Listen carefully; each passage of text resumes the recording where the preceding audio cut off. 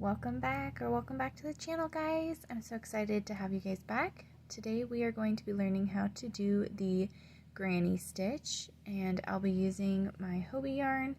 It's just a cotton worsted weight, light worsted weight yarn, and I will be using an H8 or 5mm hook for this. Really, you can use any hook or yarn to complete this stitch combination. And it's a really fun one, and it works up pretty quickly.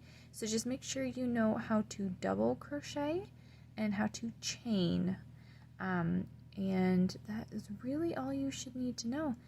I do want to make sure you know that this granny stitch is my version. So anytime you use a granny stitch in a pattern, I would always double check the pattern to see what the author intended for a granny stitch, because they do vary slightly. So just wanted to give you a heads up about that before we get started. So go ahead and grab your hook and grab your yarn, and let's go ahead and start doing some granny stitch. Alrighty guys, so in order to start the granny stitch correctly, according to how I do it, you're going to need to chain a length that is a multiple of 3, and then you're going to need to add 2 more. So right now I have 14, so my multiple of 3 is 12, and then I added 2 more, so I have 14. So I'm going to count back, and in the 5th chain from the hook, so 1, 2, 3, 4, 5, this is where I'm going to double crochet,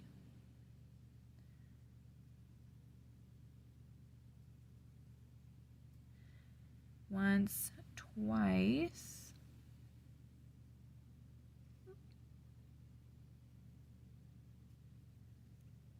and 3 times. So that'll be your first granny stitch combo, okay? So then you're going to skip 2 chains, and then the next third one, you're going to double crochet 3 times again. So 1, 2, and 3. So you can kind of see it forming. Now, some people will put chains in between. I don't, just because when I first learned it, we didn't. So I just have never done that. So I have 1, 2, 3, and this third one, it's the one I want.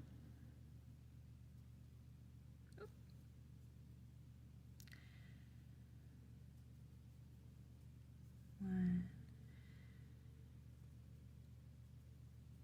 2, 3. And if your chain stretches out like that, just it's not a big deal. It'll go back to where it needs to go. And then I go 1, 2, and in this last one, I'm not going to do 3. I'm just going to go ahead and do 1 double crochet to end the row. So it'll look like this at the beginning. Okay. Now to start the next row, you're going to go ahead and chain 2 and turn, and this is going to count as your first double crochet for the first granny stitch.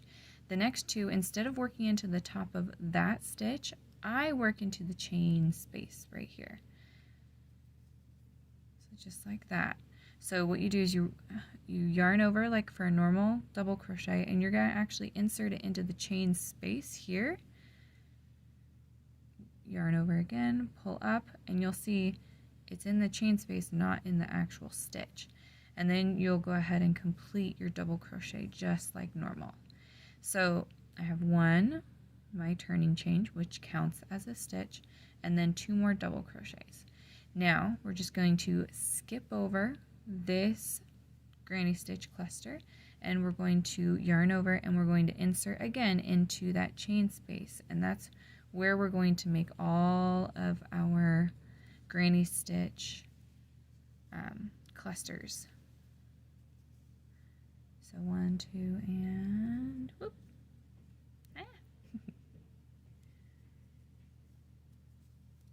3. So just like that. And then I again in the next one. 1, 2, 3.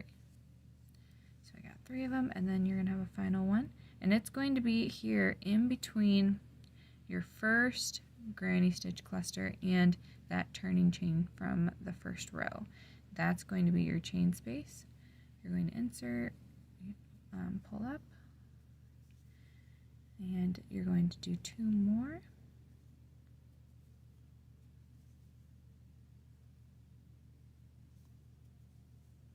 Just like that. Then you're going to go ahead and chain 2 again. Turn. Now this one's going to count as like the very first row as a just a single double crochet, and now you're going to kind of skip this portion because we have a granny stitch right here, and you're going to you're going to crochet 3 double crochets in here to create your granny stitch cluster. So you'll see it kind of has an alternating row, but it's not hard to memorize or to see, oh, like I just skip this portion and just move on. So really you're just repeating double crochet 3 in chain spaces is what you really want to remember. So that is the biggest thing to remember. If you're getting stuck on where you should put it, look for your chain space. That would be my biggest recommendation, because you'll only be making your granny stitches in the chain spaces. At the end of this row, you're going to go ahead and find the top of your turning chain from here, okay? And you're going to go ahead and double crochet into the top of that turning chain. And you do want to find the top of the turning chain because that will help with the shape, especially as you get bigger. You don't want like the edges curling in. As you get bigger and bigger, and if you block this as well, you'll see that this will actually pop out a little bit more too, if you're really wanting that super square look. The more and more rows you do, it just kind of alternates and balances it out, which is pretty awesome. So I'm going to go ahead and do one more row, show you how to do that second alternating row one more time. So remember, we chained 2. This counts as a double crochet. We're going to go ahead and double crochet twice into this chain space, and then we'll go back to our double crochet 3 times in the chain space.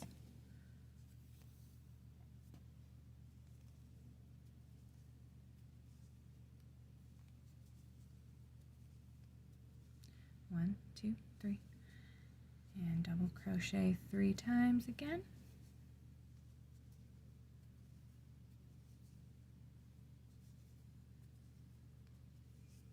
And final double crochet 3 times. Personally, I like this way the most because I don't have to remember when to chain. I'm always really bad about forgetting chains personally in my personal projects, so that's why I enjoy this one, because there's no chains to separate.